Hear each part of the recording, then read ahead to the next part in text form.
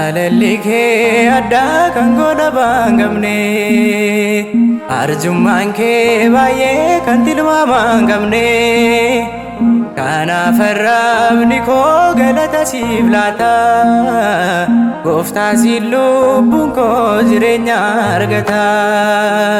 Jaalallikee addaa kan godha baangamne arjummaan kee baay'ee kan tilmaamaan qabne kanaaf arrabni koo galata siif laata gooftaa siin lubbuun koo jireenya argata.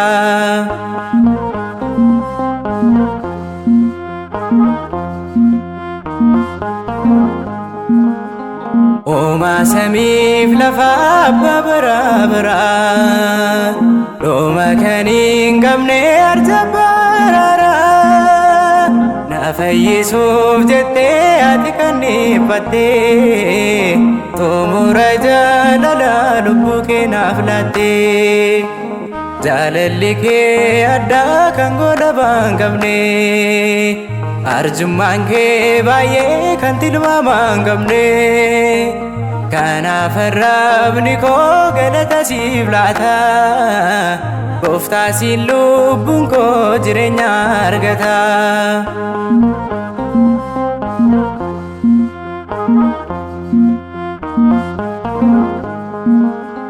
Oolmaan kee addadha kan dhuma hin qabne kan kee na taasiftee akkan badin hafne inni sun caallisuu galata siif laachuu ol kaaseen dubbadha waa'ee kee faarfachuun. Jaalallikee addaa kan godha baangamne arjummaan kee baay'ee kan tilmaamaan qabne kanaaf arrabni koo galata siif laata gooftaa siin lubbuun koo jireenya argata.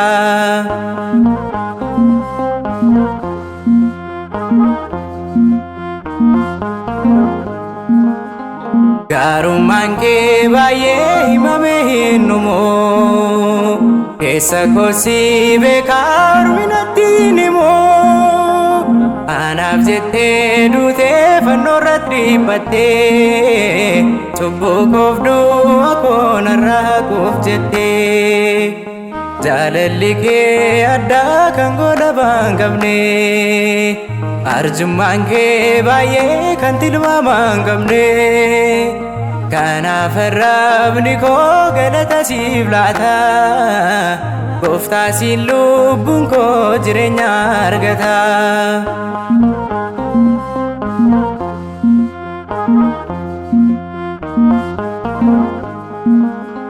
Ganamaaf galgala yeroon danaa eegdee bahuuf galuu kan kooti naaf akeektee Eegoof yeedaloodhaan galatan dhiyeessa daandii koo hundatti situ na milkeessa.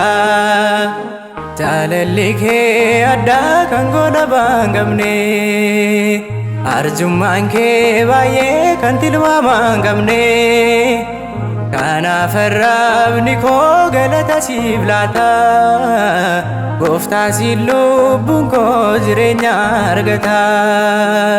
Jaalalli kee addaa kan godha baangamne arjummaan kee baay'ee kan tilmaamaan qabne kanaaf arrabni koo galata siif laata gooftaa siin lubbuun koo jireenya argata.